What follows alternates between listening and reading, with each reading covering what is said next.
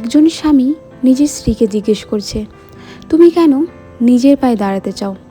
তোমার তো কোনো প্রয়োজন নেই, কোনো কিছুর অভাবও নেই। তোমার যখন যেটা দরকার আমি তোমার হাতের সামনে এনে দিই, তবুও তুমি বারবার বলছো তোমার নিজের পায়ে দাঁড়ানো প্রয়োজন। এমন কি দরকার আছে যাতে তোমার নিজের পায়ে দাঁড়াতে হবে? নাকি ঘরে থাকতে মন চাইছে না, বাইরে বেরোতেই মন চায়? আসল কথাটা আজকে বলেই ফেলো। এর উত্তরে একজন স্ত্রী যেটা বলল সেটা মনে হয় আমাদের অনেকেরই মনের কথা। স্ত্রী বলল, তোমার বেতন অনেক হতে পারে, লাখখানিকও হতে পারে। আমি যদি সেখান থেকে হাজারখানেক টাকা চাই, তার উত্তরে শুনতে হবে আমাকে অনেক কথা। কেন নিচ্ছ টাকা? কি দরকার? টাকা কি বাপের বাড়িতে পাঠিয়ে দিবে? তোমার তো সব আছে, টাকা দিয়ে এমন কি দরকার? সবসময় টাকা চাইছো যে? টাকার মানে জানো? ইনকাম করতে জানো না? কি করে জানবে? সারাক্ষণ তো বাড়িতেই বসে বসে থাকো, বাড়িতে ঘুমাও আর খাও। জানো বাইরে কতটা মেহনত করতে হয়, কতটা কাজ করতে হয়, কত পরিশ্রম হয়? না, তুমি কি করে জানবে? সে তো ঘরে বসে থাকো। তখন তখন আমার মনটা ভীষণ খারাপ হয়ে যায়। এই যে অপমানগুলো করো, তার জন্যই আর মনে হয় না তোমার কাছ থেকে 1 টাকাও চাই। আমারও তো মাঝে মাঝে মনে হয় নিজে কোনো কাজ করে ইনকাম করি, সেই টাকাতে যা মন চায় সেটাই কিনবো। কাউকে কোনো উত্তর দিতে হবে না, কেউ আমাকে কোনো প্রশ্ন করবে না। আশা করি তোমার সকল প্রশ্নের উত্তর আজকে পেয়ে গেছো। এটা তো হলো একজন নারীর মনের কথা। একই প্রশ্নের সম্মুখীন যদি তোমরাও হতে, তোমরা কি উত্তর দিতে সেটা আমাকে জানিও। নমস্কার বন্ধুরা, আমি দিয়া। আমার একটি নতুন ব্লগ ভিডিওতে তোমাদের সবাইকে জানাই অনেক অনেক স্বাগত। কেমন আছো সবাই কমেন্টে জানাতে একদমই ভুলো না। আজকের ভিডিওটা তাহলে এখান থেকে শুরু করছি। সকাল থেকে অনেক কাজ হয়ে গেছে। সকালে তো রান্নাবাড়ি করেছিলাম, সবাই খাওয়া দাওয়া করে 8টা থেকে 9টার মধ্যে কাজে চলে গিয়েছে। সবার প্রথমে কাজে যায় আমার বর আর ভাসুর, মানে দাদার কথা বলছি। দুজনে তো একসাথেই কাজ করে, সেই জন্য একসাথেই যায়। এরপর আমার শাশুড়ি মা কাজ যায়, তারপর যায় আমার শ্বশুরমশাই। তা যাই হোক, শ্বশুরমশাই যেহেতু শাকের ব্যবসা করেন, উনি মাঝে মাঝে ভোরবেলাতেও কাজে চলে যান, আবার মাঝে মাঝে দেরি করেও কাজে যান। আর বাকি সবার টাইম একদম ফিক্স করা, তারা ওই টাইমেই যায় আবার ওই টাইমেই ফিরে আসে। এরপর আমি ধীরে ধীরে সংসারের কাজগুলো করতে থাকি।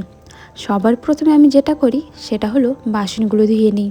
যেহেতু সবাই বাড়ির বাইরে চলে যায়, এই জন্য আমি বেশিক্ষণ এঁঠো বাসন রাখি না।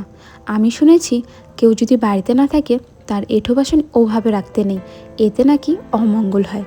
তা জানি না মঙ্গল হয় কি না হয়, কিন্তু বাসনগুলো আমি ধুয়ে রেখে দিই, এতে আমার অনেকটা কাজ এগিয়ে যায়। সবার ঘরগুলো শাশুড়ি মা তো সকালবেলায় মুছে নিয়েছে, এখন একবার ঝাড়ু দিয়ে দিলাম, তাহলে আর সারাদিনে ঝাড়ু দেওয়ার দরকার পড়বে না। একদম বিকেলবেলা আবার ঘরগুলো ঝাড়ু দিয়ে নিব। আমার আগের ভিডিওতে প্রতিমা মালাকার বলেছ, দিদি তোমার ভিডিও আমি অনেক দিন ধরে দেখি, আমার খুব ভালো লাগে, তবে কোনো কমেন্ট করি না। আজকে প্রথম কমেন্ট করলাম। জানো দিদি, তোমার ভিডিও দেখে আমি কাজ করার এনার্জি পাই। আর আমারও একটা ছোট্ট চ্যানেল আছে। থ্যাংক ইউ প্রতিমা মালাকার, তোমার কমেন্টটা আমার ভীষণ ভালো লাগলো। তার থেকে বেশি ভালো লাগলো আমার কাজ দেখে তুমি কাজ করার এনার্জি পাও। নাফিসা সুলতানা বলেছ, অনেক সুন্দর হয়েছে ভিডিওটা আপু। Thank you Nafisa. সাথী দাস বলেছ, দিদি আমি যদি 4000 ঘন্টা দিয়ে ওয়াচ টাইম পূরণ করি, তারপর থেকে $100 করতে হলে ভিউ লাগবে নাকি ওয়াচ টাইম? সবার প্রথম তোমার যেটা কাজ হলো সেটা হলো ওয়াচ টাইম পূরণ করা। ওয়াচ টাইমটা পূরণ হয়ে গেলে তখন আর কোনো ওয়াচ টাইমের দরকার নেই।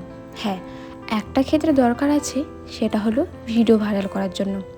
তোমার ভিডিওতে যতটা ওয়াচ টাইম আসবে, সেই ভিডিওতে তোমার চ্যানেলের এঙ্গেজমেন্ট বাড়বে, সেই হিসাবে তোমার ভিডিও ভাইরাল যাবে।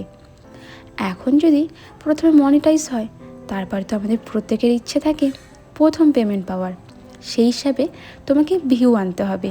তুমি যদি ভালো মতো ভিউ আনতে পারো, তাহলেই কিন্তু তুমি প্রথম ইনকামটা অনেক তাড়াতাড়ি নিজের হাতে পেয়ে যাবে। আশা করি তুমি অনেক তাড়াতাড়ি প্রথম পেমেন্টটা পেয়ে যাও। রিফা অফিসিয়াল থেকে বলেছ, অনেক ধন্যবাদ এত সুন্দর করে গুছিয়ে রিপ্লাই দেওয়ার কারণে। ভালোবাসা দিয়ে দেখলাম, আরও কিছু জানার থাকলে অবশ্যই বলবো। Thank you Rifa. প্রিয়াঙ্কা দিদিভাই বলেছ, খুব সুন্দর। থ্যাংক ইউ প্রিয়াঙ্কা দিদিভাই। তোমাদের সাথে কথা বলতে বলতে আমার কিন্তু অনেক কাজ হয়ে গেছে। সম্পূর্ণ বাড়িঘর ভালো মতো করে পরিষ্কার করে নিয়েছি।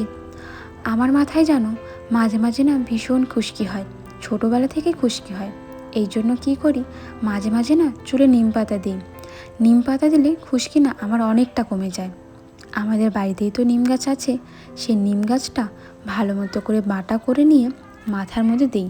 মানে চুলের মধ্যে দিই না, কিন্তু আমি বেশিরভাগ ক্ষেত্রে চামড়ার মধ্যে দিই। খুশকি মানেই কিন্তু মাথার চামড়াগুলো শুকনো হয়ে যাওয়া, তাতে ভালো মতো তেল না পাওয়া বা অনেক কারণেই বা খাদ্যাভ্যাসের কারণেই কিন্তু আমাদের এখন এসব বেশি হয়ে থাকে। এখন কিন্তু বেশিরভাগ ক্ষেত্রে লক্ষ্য করবে অনেক কম বয়সে আমাদের সবার চুল পেকে যায়। এসব কিন্তু আমাদের খাওয়ার কারণেও হয়ে থাকে। তা যাই হোক, দুপুরে সব কাজকর্ম করে আমি কমেডি ভিডিও কিছুটা বানিয়েছিলাম, আর বাকিটা রাত্রেবেলা বানাবো। প্রত্যেক দিনের মতোই আজকে দুপুরেও আমার হাজব্যান্ড খাওয়া দাওয়া করার জন্য বাড়িতে এসেছিলো। খাওয়া দাওয়া করে এখন ঘড়িতে বাজে 4টা, এখন আবার কাজে চলে যাচ্ছে। তখন আবার দেখলাম আকাশটা না অনেক মেঘলা করেছে। এখন তো আবার যে কোনো সময় বৃষ্টি নেমে যাচ্ছে। এই জন্য আমি রেনকোটটা দিয়ে দিলাম, যখন রাত্রেবেলা আসবে বৃষ্টি হলে যাতে কোনো অসুবিধে না হয় তার জন্য। হাজব্যান্ড কাজে চলে যাওয়ার পর আমার আবার কিছু কাজ রয়েছে।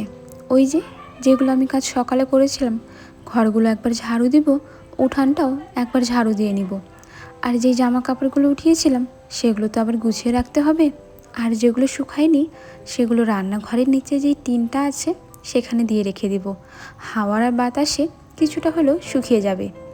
ঘরে এসে দেখলাম বাইরের দিকটা অনেকটা মেঘলা করেছে, আর আমাদের বাড়ির পেছনটা হাইড্রেন রয়েছে, তো বিকেলের মধ্যেই আমি জানলাগুলো বন্ধ করে দিই। কদিন পরে তো পয়লা বৈশাখ। আমার শাশুড়ি মা আমাকে আজকে এই নাইটিটা কিনে দিয়েছে। অনেকগুলো নাইটি এনেছিল, বলল যেটা পছন্দ সেটা নাও।